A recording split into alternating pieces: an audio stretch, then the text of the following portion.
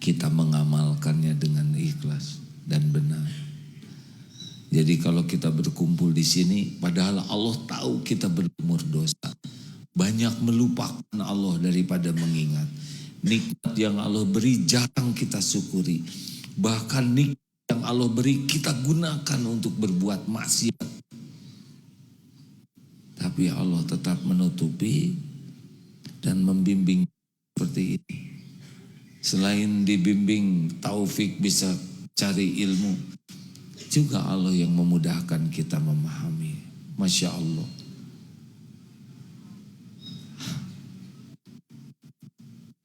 Allah Maha melihat hambanya mengkhianatinya, tetap diurus, tetap diberi, tetap ditutupi, tetap dibimbing. Bahkan kalaupun kita bisa bertobat, pasti itu adalah karunia Allah. Fabi ayyi ala'i rabbikuma tukadziban. Maka nikmat Tuhanmu manakah yang kau dustakan? Barang siapa yang merasa tidak mungkin dapat diselamatkan oleh Allah dari pengaruh hawa nafsu syahwatnya atau dihindarkan dari kelalaiannya, maka ia telah berburuk sangka kepada Allah, menganggap Allah lemah, sedangkan Allah Maha Kuasa atas segala sesuatu. Kenapa terjadi dosa? Karena kita kalah oleh hawa nafsu. Allah menciptakan hawa nafsu bisu'i, la amaratun bisu'i. Nafsu kita selalu mengajak kepada keburukan, kejahatan. Ditambah tipu daya setan yang selalu membisiki kita untuk memilih apa yang disukai nafsu. Terjadilah kita dosa. Ada yang merasa, wah, saya tidak mungkin dilepas dari perbuatan maksiat ini. Saya tidak mungkin bisa lepas dari nafsu ini. Orang yang merasa dirinya tidak akan bisa kalah oleh nafsu, tidak akan bisa lepas dari kelalaian, berarti dia menganggap berburuk sangka kepada kekuasaan Allah. Begini, yang menciptakan setan siapa? Allah. Setan itu ciptaan Allah sepenuhnya. Dengan izin Allah setan itu ada. Dengan izin Allah juga setan membisiki kita. Kalau kita merasa kalah, berarti kita kurang iman. Allah yang menguasai setan terkutuk. Makanya sejauh mana kita berlindung kepada Allah dari tipu daya setan, itu ciri orang beriman. Kita tidak bisa berkelahi dengan setan, tidak kelihatan oleh kita. Dan kita banyak urusan. Setan bisa melihat kita dan dia fokus untuk menjerumuskan kita. Kita tidak disuruh bertarung dengan setan, tapi kita disuruh berlindung kepada Allah. Wasta'in billah. Kita berlindung kepada Allah dari segala tipu daya setan. Nah, orang-orang yang merasa akan kalah terus oleh nafsunya, saya ini udah bakatnya pemarah, kelihatannya sampai akhir hayat saya bakal jadi pemarah terus, itu berarti melemahkan. Dia berkeyakinan dengan keyakinan yang lemah kepada Allah. Kalau Allah menciptakan setan dan Allah dapati kita berlindung kepadanya, terus menerus berlindung kepada Allah, apa susahnya bagi Allah melindungi kita dari tipu daya setan? Pertanyaannya, seberapa kuat kita berlindung ke Allah dari tipu daya setan? Tanya ke diri masing-masing. Berapa kali kita mengucap a'udzubillahi minasyaitonirrajim? Berapa banyak? Padahal setan tiap waktu menggoda kita, membisiki kita setiap waktu. Hitung berapa kali kita a'udzubillahi minasyaitonirrajim. Sebetulnya bukan hanya waktu marah saja setan membisiki kita, dalam segala keadaan. Jujur, ada yang serius tidak? Kita merasa sedang bermusuhan dengan setan, sebagian besar tidak menyadari. Seperti dalam peperangan, musuhnya fokus, tapi dia tidak fokus ke musuh. Tuh satu, a'udzubillahi minasyaitonirrajim.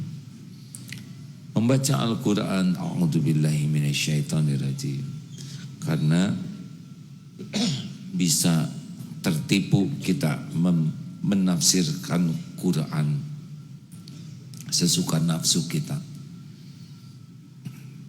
A'udzubillahi minasyaitonirrajim. Mau baca terjemahnya juga a'udzubillahi minasyaitonirrajim, karena nanti setan bisa membisiki kita jadi memilih ayat-ayat yang cocok untuk memuaskan nafsu kita.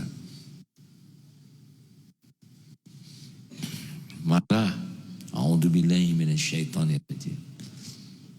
Maka orang yang marah itu bentengnya roboh. Apa yang setan bisikan, dia keluarkan dari lisannya. Dia lakukan dengan fisiknya. Kurang ajar. Dasar anak setan. Berarti dia setan. Begitulah. Coba simak orang-orang yang sedang marah. Pasti kata-katanya kata-kata seperti orang yang tidak normal. Makanya kalau ada yang sedang marah kepada kita, rileks saja. Kalau ada yang sedang marah kepada kita, rileks saja. Jangan dimasukkan ke hati, namanya juga sedang tidak normal. Kan yang kalau sedang normal, bagus kata-katanya, benar? Kalau sedang marah, sedang diculik oleh setan, sedang dikepus-kepus, kita jangan terpancing jadi ikut-ikutan diculik. Kita bagian membebaskan orang yang sedang diculik, bukan ikut-ikutan pengen diculik. Aneh. Halo? Kalau suami marah, suami sedang diculik. Kalau ibu ikut marah, ibu ingin diculik. Nanti semuanya korban penculikan. Jadi kalau ada yang sedang marah, bagaimana? Ya sadar saja. Ini lagi tidak sadar. Anggap saja sedang ngigau. Ini serius hadirin. Karena meladenin orang marah, namanya juga sedang tidak normal. Walaupun kita benar, tetap saja dianggap salah. Yang bagus, kalau orang sedang marah, kita berlindung kepada Allah supaya tidak ikut marah, dan doakan yang marah supaya dilindungi Allah. Yang paling penting ketika orang sedang marah, kita jangan ikut marah. Yang paling penting, banyak paling pentingnya, ketika ada orang marah, sesudah kita berlindung ke Allah, jangan ikut marah, bantu orang marah supaya reda kemarahannya. Bukan sibuk menyiram bensin yang membuat kemarahannya menjadi-jadi. Tenang. Teori mudah hadir. Praktek perlu perjuangan. Rabbana afriq laina sabran wa tawaffana muslimin. Itu doanya. Surat, saya hafal nomornya 127. Suratnya yang lupa. Ada ngapalin tempatnya, ayatnya yang gak ingat. Begitulah ya. Perlu lebih banyak berlatih. Jadi kalau ada yang marah, ingat, oh ini lagi ditipu setan. Saya tidak boleh ikut tertipu. Saya jangan terpancing. Dan saya harus membantu supaya segera lepas dari tipu daya setan. Caranya adalah selain mendoakan, turunkan tensinya. Papa tuh ngerti tidak sih? Ibu tuh capek jadi seorang istri. Terus kita jawab, belum tahu ya bagaimana penderitaan suamimu. Udah selesai sudah. Ramai masuk ke dalam perangkap. Oh iya Bu, saya mengerti. Papa pergi sama siapa tadi? Oh ya, saya mengerti kalau ibu cemburu. Sok aja nggak apa-apa. Yang penting saya tidak seperti yang ibu duga. Ya bohong. Insya Allah ada waktunya nanti. Alasan. Saya pernah dengar ceramah si Agim di YouTube. Niru. Udah. Biasa ke bawah-bawah ya. Ingat aja, ini bukan beliau. Tapi ini sedang dibisikin. Ya. Tapi a'udzubillahi minasyaitonirrajimnya jangan terlalu keras ya. Nanti makin marah. A'udzubillahi minasyaitonirrajim. Dia merasa sebagai setan nanti. A'udzubillahi minasyaitonirrajim. Ya Allah, lindungi kami dari tipu daya setan. Apa? Komat kamit, Apa? Ngomong yang jelas. Tetap senyum ya. Jangan kepancing. Ingat aja, Allah yang bisa melembutkan. Saya mah kayaknya suami saya istri saya gak akan bisa berubah. Itu melemahkan Allah. Allah yang kuasa mengubah. Tapi saya sudah ngasih tahu dia 5 tahun. Nabi aja ada yang puluhan tahun ya kan. Ratusan tahun. Kita kan ngajak orang baik itu amal soleh. Kita hanya mengingatkan. Tidak bisa mengubah. Tidak bisa mengubah. Yang mengubah Allah. Persis dokter. Hanya bisa mengobati. Yang menyembuhkan Allah. Jangan berhenti. Oh gimana? Ini suami saya ini. Terus aja jadi orang baik. Terus ingatkan dengan cara yang baik. Terus doakan dengan cara yang baik. Allah melihat semua yang kita lakukan.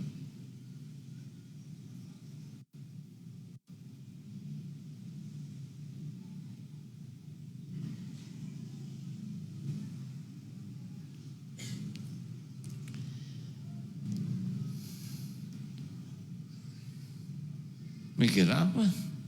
Kalau mikirin istrinya ya, ini cocok sekali nih katanya. Dengan persoalan saya, berarti sama. Ya. A'udzubillahi minasyaitonirrajim berarti kita tauhidnya benar, mengandalkan Allah. Wah, tapi saya ini sudah dosanya terlalu banyak. Menganggap dosanya lebih besar dari ampunan Allah, itu pun sudah dosa lagi. Sebanyak apapun dosa, ampunan Allah itu lebih luas dari dosa kita.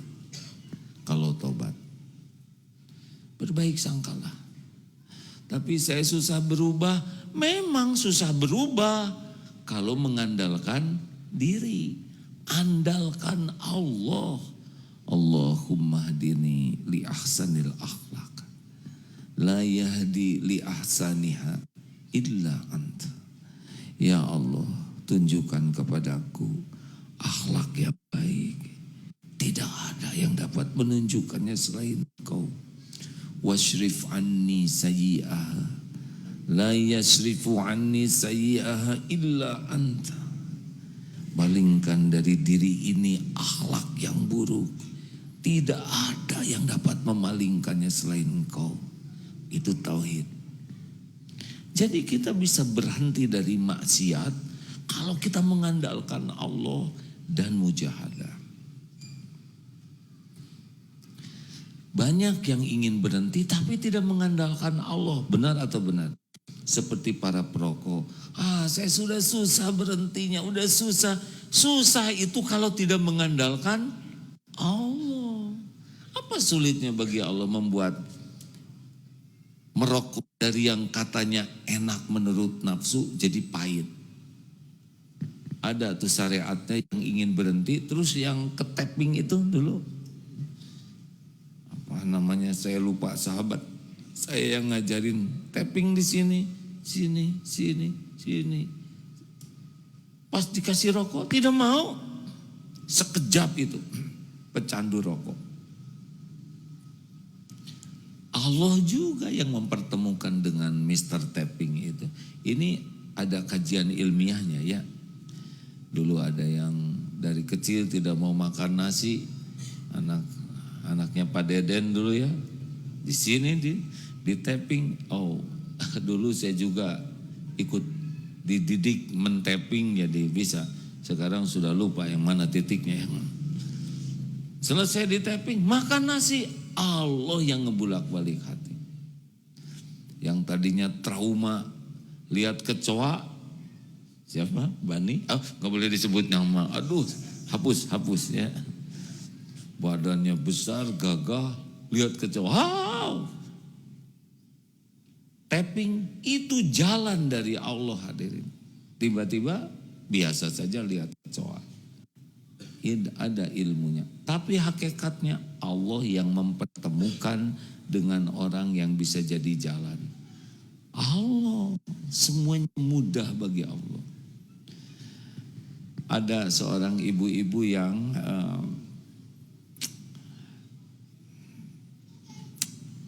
curhat, suaminya ini kecanduan video porno. Di HP-nya, di kantornya, jadi telat pulang karena terus kecanduan. Kata seorang psikolog, kalau orang sering lihat video porno, kerusakan otaknya tuh seperti orang yang ketabrak, akan terjadi kerusakan otak karena dampak dari video porno. Tapi kalau Allah diandalkan, tidak sulit bagi Allah. Otak ini milik Allah. Nafsu ini dalam kekuasaan Allah. Benar? Makanya mengandalkan Allah lah intinya. Jangan ada suudzon kepada Allah. Walaupun kita merasa aduh tidak berdaya. Lepas dari kecanduan. Katanya sulit sekali lepas dari narkoba itu. Sulit kalau tidak ditolong oleh Allah. Tidak ada yang sulit bagi Allah. Semua urusan mudah kalau Allah menolong. Maka kalau kita ada dalam lembah dosa, na'udzubillah, dalam terbelenggu oleh syahwat, nafsu, amarah, kebiasaan buruk, kita hanyut di dalam maksiat, cepat ke Allah, minta tolong saja, menjerit, ya Allah selamatkan saya, pasti didengar oleh Allah. Saya tidak hafal doanya, Allahumma inni a'udzubika min munkaratil akhlak wal amal wal ahwa wal adwa. Itu hafal ya. Tidak hafal bilang saja pakai bahasa Indonesia, atau kalau mau pakai bahasa yang paling dijiwai, tapi bulat hatinya, hanya Allah yang bisa nyelamatin saya. Harus bulat hatinya. Itu Allah tahu siapa yang hatinya. Tolong ya Allah, tolong, saya tidak mau maksiat, tolong. Hanya Engkau. Coba sebut begitu. Makin bulat hati kita, ana inda dzanni abdi bi. Aku sesuai prasangka hambaku. Insya Allah selamatkan hadirin. Gak ada yang disia-siakan. Masalahnya orang itu ragu ke Allah. Sebagian besar tidak ingat. Atau mengandalkan selain Allah. Boleh tidak kita ikut ke tempat rehabilitasi? Oh boleh. Tapi ya kalau Allah tidak nolong, tidak berubah. Syariat harus disempurnakan. Tetapi keyakinan Allah yang bisa mengubah, yang bisa mengampuni, yang bisa melindungi, bulat hatinya, itu yang termahal. Cirinya adalah doanya dengan yakin. Gitu. Tadi surat apa yang dibaca?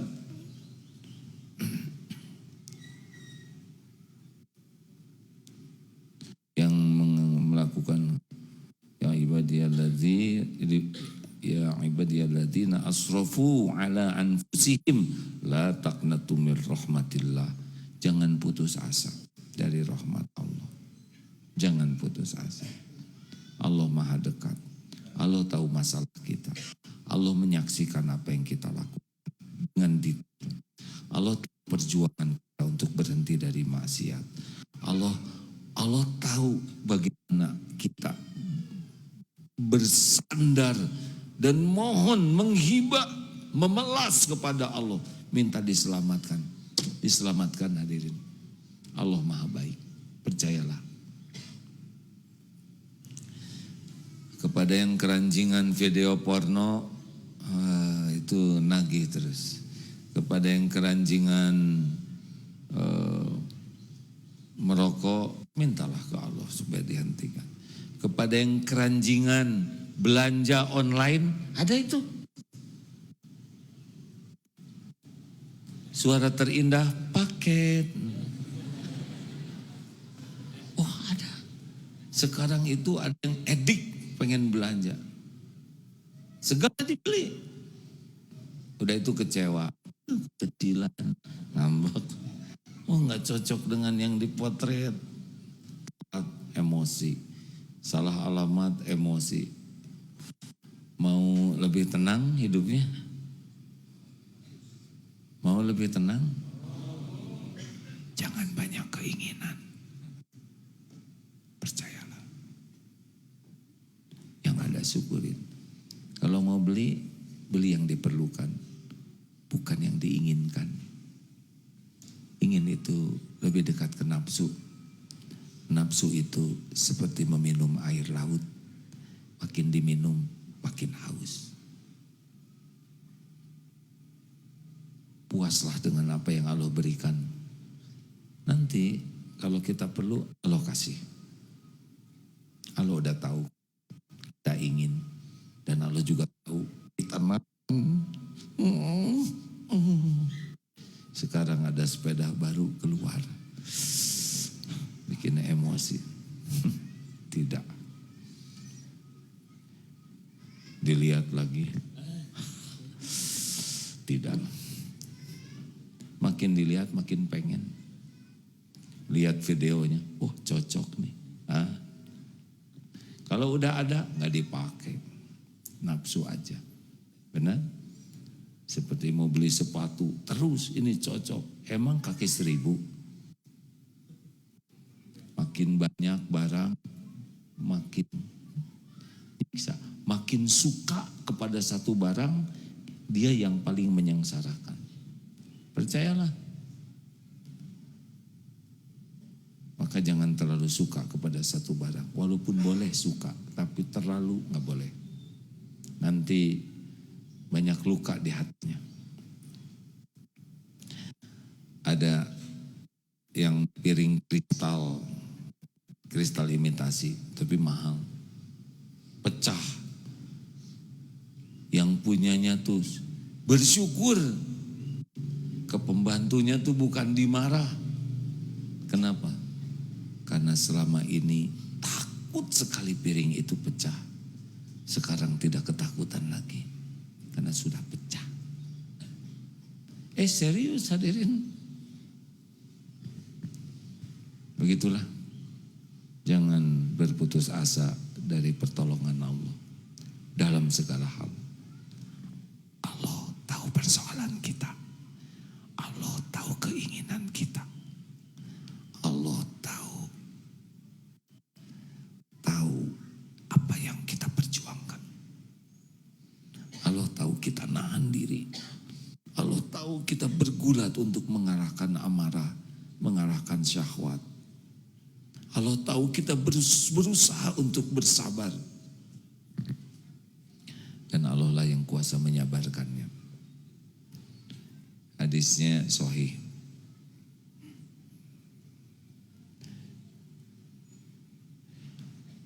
Waman yatasabbar, barang siapa yang berusaha sabar,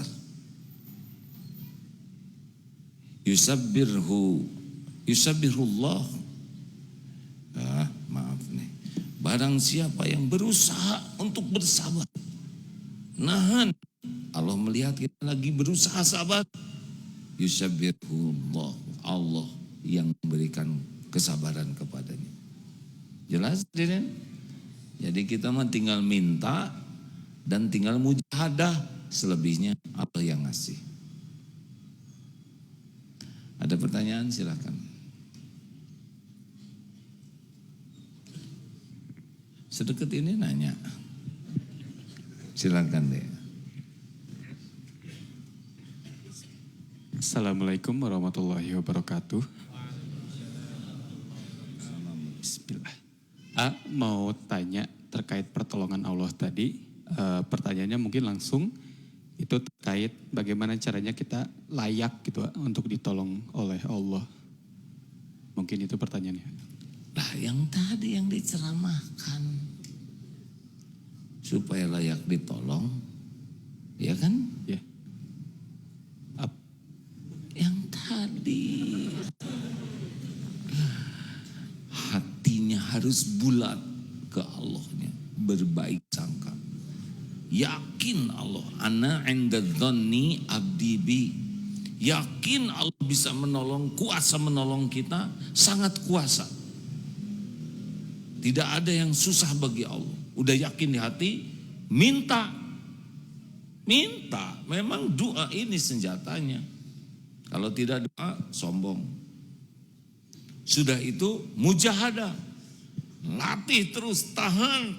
Allah melihat kita lagi nahan. A'udzubillahi minasyaitonir rajim. Gemes pisan ya Allah, gemes. Astagfirullah, tahan ya Allah, kuatkan. Allah tahu tuh kita mereketin diri. Nanti Allah tenangkan hati kita. Marah kita buat hilang. Semua itu kerja Allah. Gitu. Yakin, doa, ikhtiar dengan mujahadah namanya ya. Dalilnya Al-Ankabut 69. Walladzina jahadu fina lanahdiyannahum subulana. Dan orang-orang yang bersungguh-sungguh mencari keriduan Allah, kami ini Allah benar-benar menunjukkan jalan-jalan kami. Wa innallaha lama'al muhsinin, dan Allah benar-benar bersama orang yang berbuat kebaikan. Lah di sana kan benar-benar ya. Memang begitu hidup deh. Yakin ke Allah, minta dengan penuh keyakinan ya, dan mujahadah. Kok saya nggak dikasih aja? Saya udah tahajud 50. Yang memampukan tahajud siapa? Hah? Emang yakin kalau utang tahajud? Saya minta dilunasin, tapi kok diempet-empet ngebayarnya? Padahal cuma 500.000. Teman aja utang 5 juta lunas. Nggak usah ngomong gitu. Allah senang kita tahajud, dikasih tahajud itu lebih bernilai daripada utang. Tapi gimana kalau saya keburu mati sebelum lunas? Allah yang nyabut nyawanya nanti ya kan? Udah tahu dilunasin insya Allah sebelum meninggal. Emang kapan ada meninggal? Nah, mintalah ke Allah. Saya takut, ya Allah udah tahu kita takut. Saya takut mati meninggalkan hutang, Allah udah tahu. Ada yang tidak takut, ada yang takut. Yang takut insya Allah dibayarin. Tapi hutangnya besar sekali. Sebesar apa? Sebesar matahari? Enggak lah. Penjahat aja dikasih triliun-triliun. Masa utang cuman segitu gak dibayarin? Gampang bagi Allah. Tahu salah satu cara Allah ngebayarin utang kita? Tahu tidak? Yang paling gampang tahu tidak? Dibalikin hatinya yang ngutangin. Jadi lunas ya. Nah, saya tuh sebetulnya kesini mau nagih, tapi kenapa sudah ketemu tuh jadi prihatin ningsih ya. Jadi lihat wajahmu tuh maunya teh mau ngasih uang aja. Ya udahlah, halal, beres, gak usah dipikirkan lagi. Ini malah ada tambahnya sedikit buat modal. Nggak susah. Setiap hati itu Allah yang ngebulak-balik. Kita jarang ngandelin Allah sih. Ada yang ngandelin nego. Negosiasi, negosiasi. Ada yang mengandalkan nego, ada yang mengandalkan strategi. Boleh berstrategi, boleh nego, tapi asal tahu aja yang ngebalikin hati itu adalah Allah. Makanya nanti mau disampaikan ke kandidat, nggak usah janji yang macam-macam, yang kira-kira sanggup aja, karena nanti bakal dikejar itu janji itu, disebut pembohong, munafik kalau nggak memenuhi janji. Janji yang kira-kira memungkinkan aja, gak usah muluk-muluk. Kan katanya ada 3 pasangan ini, yang pertama menjanjikan pendidikan gratis. Katanya, saya juga gak begitu dengar kampanye. Yang kedua menjanjikan makan gratis. Yang ketiga menjanjikan internet gratis. Gitu benar tuh Pak? Yang benar, saya gak mau ikut campur. Nanti hasilnya kita lihat. Yang dididik apa hasilnya? Yang dikasih makan hasilnya? Saya nggak ikut campur. Pertama saya nggak dengar, ya kan? Jangan-jangan jadi fitnah nanti. Tapi udah keburu ngomong barusan, astagfirullah. Susah nih dicabutnya. Ada pertanyaan selanjutnya?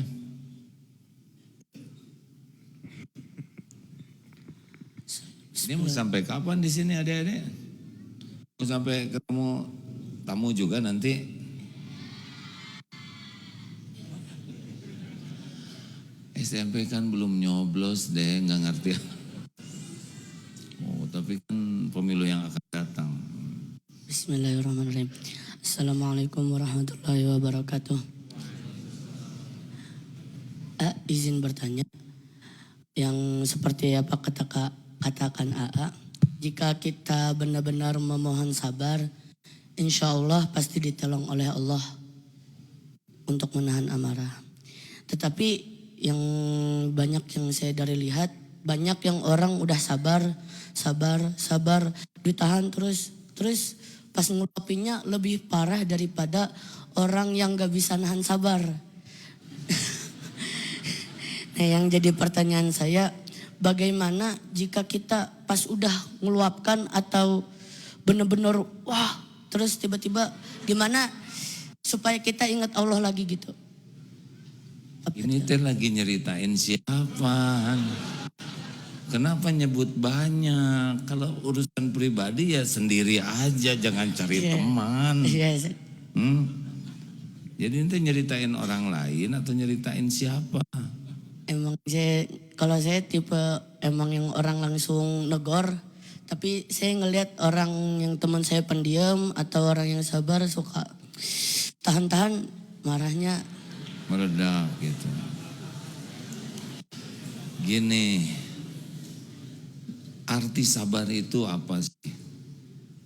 Sabar itu menahan diri, mengendalikan diri, mengontrol diri sehingga yang kita lakukan itu adalah yang sesuai dengan yang Allah sukai, itu sabar. Kalau sabarnya karena Allah, enggak akan meledak, ya kan? Udah enggak ada yang mau diledakinnya. Berarti ada tuh marah tuh, ya. Hanya nunggu meledak. Bagi orang-orang yang misal ya, wa idza khatabakumul jahiluna qalu salaman. Bagi orang yang benar-benar meyakini bahwa orang berbuat jelek ke kita itu adalah ujian untuk melatih kita semakin jadi dekat dengan Allah, untuk menggugurkan dosa kita, untuk membuat kita jadi lebih indah akhlaknya. Terus apa ruginya? Mau meledak dari mana? Berarti aslinya belum sabar, cuman ditahan itu ya kan? Lalu meletus. Sebetulnya orang mau ngomong jelek ke kita mah gak ada rugi sama sekali. Dosa kita berguguran. Kita dapat pahala sabar, betul tidak? Kita terlatih untuk idfa billati hiya ahsan. Derajatnya bisa jadi muhsinin tuh gara-gara. Kalau nggak ada yang nyakitin, kita nggak bisa latihan. Bukan nantang ya, nggak usah saudara nyakitin saya. Belum tentu lagi saya sabar ya. Tapi kalau udah takdirnya ada, udah ini jadi ladang amal, ladang ilmu. Seperti yang biasa dibahas. Kalau ada orang bersikap jelek ke kita, apa itu artinya? Artinya satu, Allah mendidik kita, memperlihatkan akhlak buruk yang kita tidak boleh punya akhlak itu. Jadi kayak diajarin oleh Allah, nih ada akhlak jelek, kamu jangan kayak gitu. Rugi tidak? Ih, jawab Dek, jangan bikin saya meledak ya. Dek, jawab. Kalau ada orang berakhlak jelek ke kita dalam kadar yang masih wajar ditolerir ya. Itu kan cara Allah mengajarkan kepada kita supaya kita tidak berperilaku begitu. Apa ruginya diajarin oleh Allah?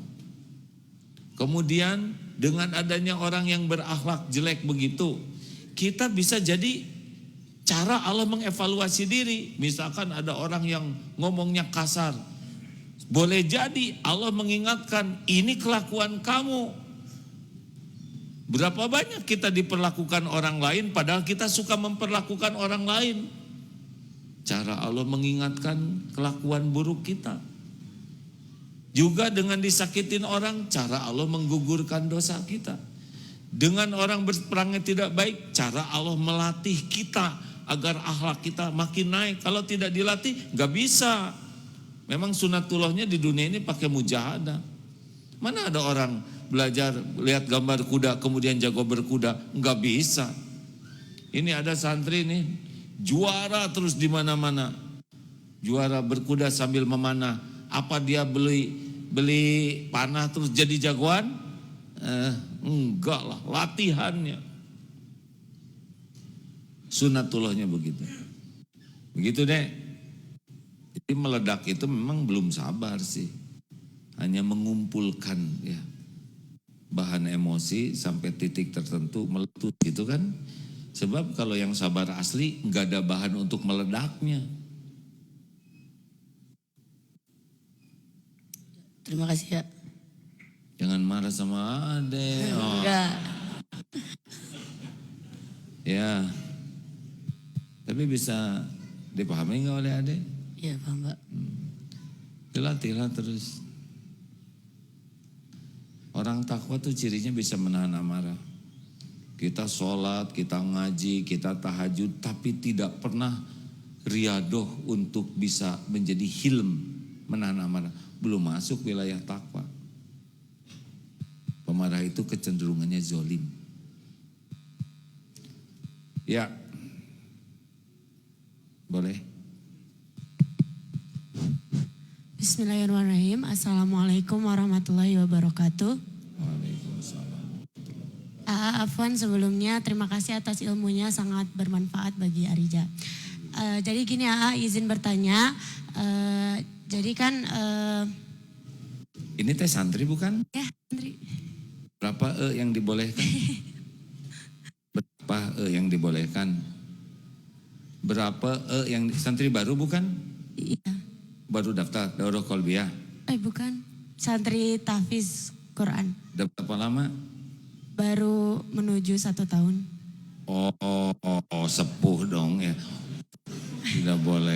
Tidak boleh mengatakan kata-kata yang membuat orang gak enak perasaan. Maksimal 3 E-nya deh. Iya siap. Masih ingat kan? Iya siap. Atau baru tahu ya? Baru tahu. Oh ya, mohon maaf kalau gitu. Santri maksimal E3. Karena kalau itu mulut sudah bunyi, otak belum selesai mikirnya. Tidak mengatakan telat mikir ya. Tapi apa bedanya ya? Nah, mulut janganlah ya. Karena tidak boleh mengeluarkan yang tidak ada manfaatnya. Itu? Jadi gini kan kita sebagai muslim. Bukan kita, ya ade aja. Saya agak kurang enak ya. Seperti dianggap pasangan fitnah ya kan. Iya kan kalau nyebut kita saya ikutan ya kan. Gini kan kita kan waktu malam-malam bangun itu fitnah ya. Ya saja. Ya kan Arija sebagai muslimah gitu. Jadi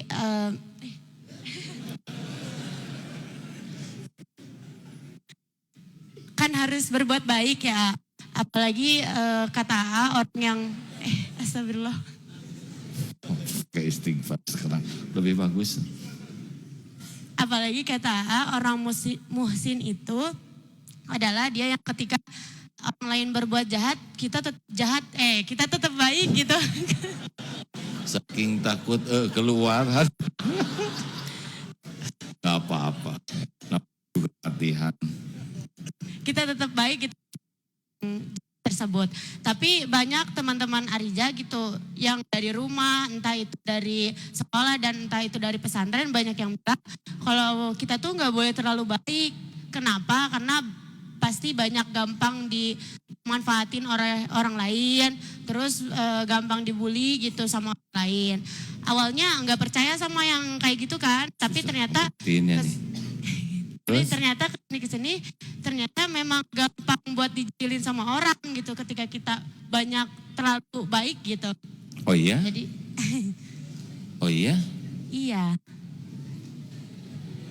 Gampang dibohongin atau gampang dijailin gitu. Oh gitu? Iya. Kalau percaya innallah yang tadi innallaha lama'al muhsinin, dan sesungguhnya Allah bersama orang yang berbuat kebaikan. Allah bakal jaga. Allah bakal jaga. Tidak mungkin orang yang berbuat baik karena Allah, mematuhi perintah Allah, kemudian Allah tidak jaga. Enggak, dek. Kalau baik mau baik aja. Makanya baiknya untuk dianggap baik, untuk diakui. Kan ada orang berbuat baik supaya dianggap sebagai orang baik. Ada orang yang berbuat baik supaya orang lain jadi baik ke dia. Ada orang yang berbuat baik supaya orang tidak berbuat jelek kepadanya. Ada orang yang berbuat baik supaya orang hutang budi. Berarti belum lillahi ta'ala. Kebaikannya masih belum ibadah. Karena masih orientasinya adalah makhluk. Kita berbuat baik. Kenapa kamu berbuat baik? Wa ahsinu innallaha yuhibbul muhsinin. Kita berbuat baik karena disuruh Allah, dan Allah mencintai orang yang berbuat kebaikan. Pas selesai, Allah bakal jaga nanti ya. Yakin. Semua orang ada dalam kekuasaan Allah. Itu deh, tetap jadi orang. Jadi rencananya sekarang ada gimana? Mau balas? Mau minta pendapat aja dari AA. Oh bener. Ya jawabannya gitu. Jadi tetap berbuat baik gitu, Pak. Ya iya. Iya.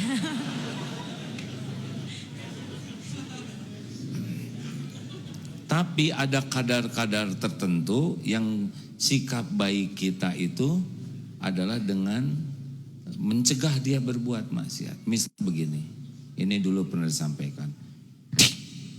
Ada orang nempeleng, astagfirullah maafkan saya, hilaf. Barusan saya sangka nyamuk, jadi saya keprok, tapi ternyata aduh gak mungkin nyamuk segede gini. Maafin ya. Apa yang Allah sukai? Orang hilaf ke kita, dia minta maaf. Apa yang Allah sukai? Dikemplang lagi atau minta maaf atau dimaafkan? Maafkan. Ada juga nempeleng ke kita, terus dia begini, udah mau ngegaplok lagi. Gimana sabar kita? Itulah pentingnya kita latihan bela diri. Iya. Kalau memungkinkan kita ambil batu ya. Dia mau nempeleng. Lihat nih.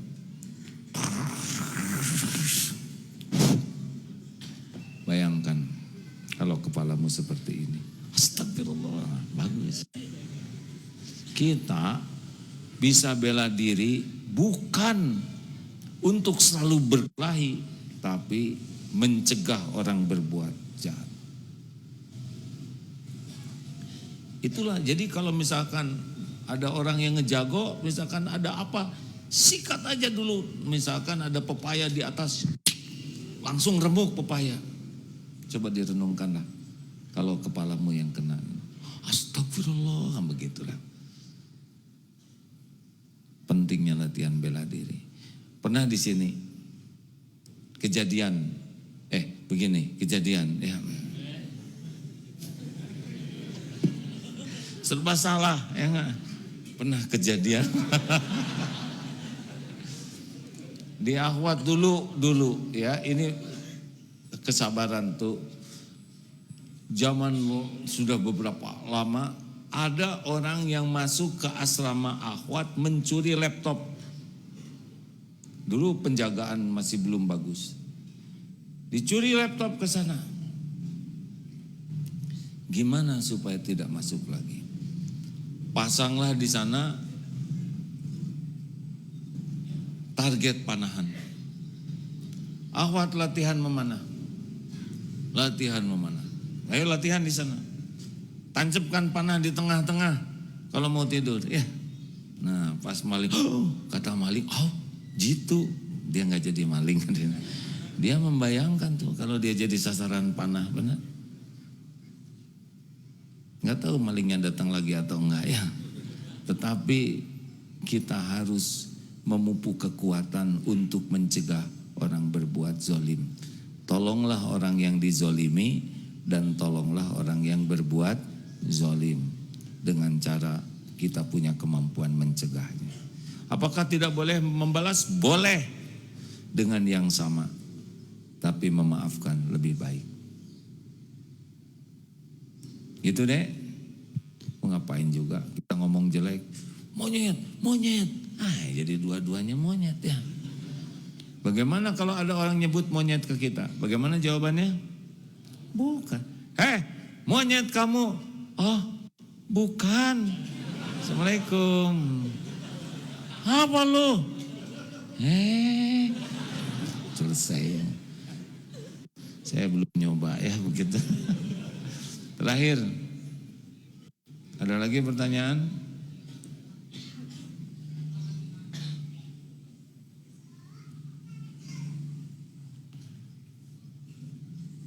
Ada? Nanti lagi ya Kang, karena mikrofonnya tidak ada di sana ya. Ya nggak apa-apa. Ibu-ibu tamu boleh?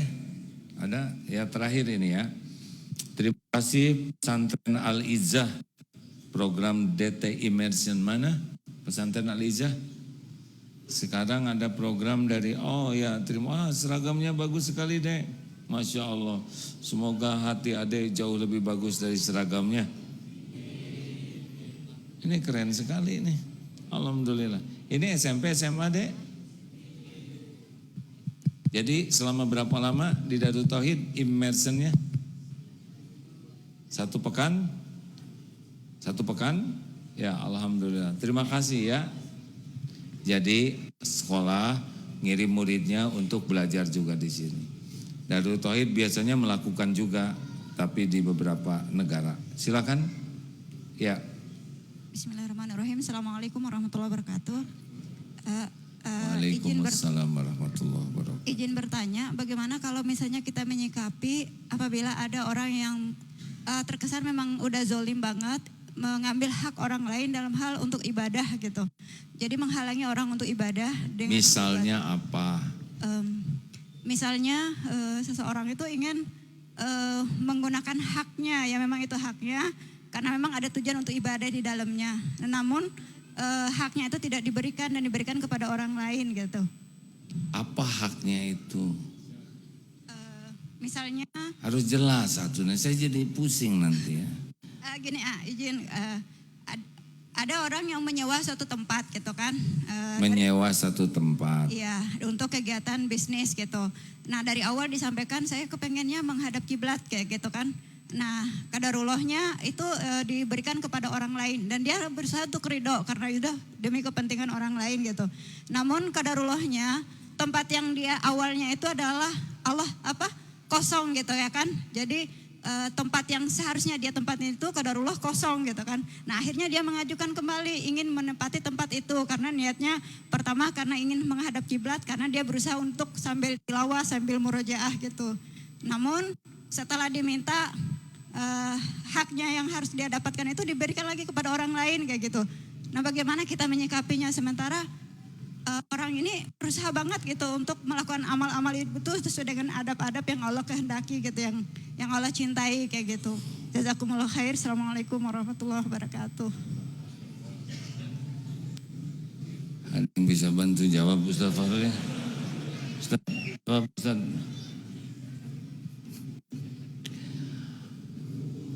Ini pelik ini hadirnya.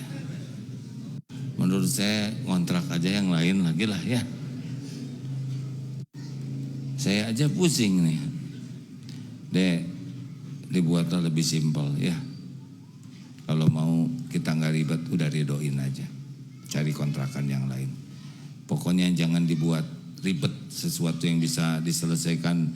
Kalau ada milih, ini ada masalah, ini ada hak kita. Tapi ngotorin hati, misal orang punya hutang ke kita. Tapi dia nggak sanggup bayar. Dan memang nggak sanggup bayar. Atau memang tidak mau bayar.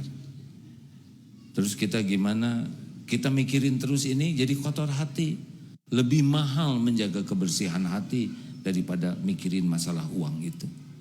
Gitu. Kalau itu kita kira ngotorin hati ya udah. Sekarang punya gelang emas dan itu ngotorin hati karena tiap jalan begini terus kan. Oh, pada kemana? Nah, jual, kasihin. Lebih mahal menjaga hati daripada sekedar memiliki barang. Gitulah intinya ya. Terima kasih sahabatku yang baik. Sudah jam 5 kurang seperempat. TikTok terima kasih. Ini lihat setiap kali live ini anteng. Banyak yang dengar ya. Mudah-mudahan bisa diamalkan ya. YouTube juga makasih. IG juga makasih, semua yang merilai terima kasih ya. Semoga jadi amal. Saya tidak punya anak kecil, maaf. Bapak-bapak ke saya, maaf bukan ya. Aduh. Harus dimaklumi ya, jarak jauh mungkin tidak jelas. Terima kasih rekan-rekan. AA berpesan menghadapi Pilpres ini jangan sampai akhlak kita jadi kurang baik ya. Jangan bergibah, jangan memfitnah. Walaupun kita punya pilihan, ingat orang lain juga punya hak untuk memilih. Kita tidak boleh sebel kepada orang yang beda pilihan, apalagi menghina, menjelek-jelekan, jangan ya. Apalah artinya Pilpres kalau jadi dosa bagi kita, betul? Yang jadi presiden orang lain yang punya dosa, kita rugi ya. Bagaimana kalau kita menyebarkan informasi tentang kebaikan? Ya bagus. Tapi jangan sampai mengangkat sambil menginjak yang lain. Gitulah. Karena yang menentukan presiden itu adalah Allah. Jadi kita mah beramal soleh. Bukan perkara terpilih atau tidak terpilihnya. Tapi perkara bagaimana kita memilih jadi amal soleh. Gitu ya. Mudah-mudahan Allah mengaruniakan kepada negeri ini pemimpin yang bertakwa, pemimpin yang ibadahnya bagus, yang imannya teguh, pemimpin yang berkomitmen kepada kemuliaan akhlak, yang bisa melakukan perubahan lebih baik di negeri ini, menjadi lebih beriman, lebih beramal soleh, lebih aman, dan bisa membuat bangsa ini lebih barokah. Terima kasih hadirin sekalian, kita akhiri subhanakallahumma bihamdik asyhadu alla ilaha illa ant astaghfiruka wa atubu ilaih. Assalamualaikum warahmatullahi wabarakatuh.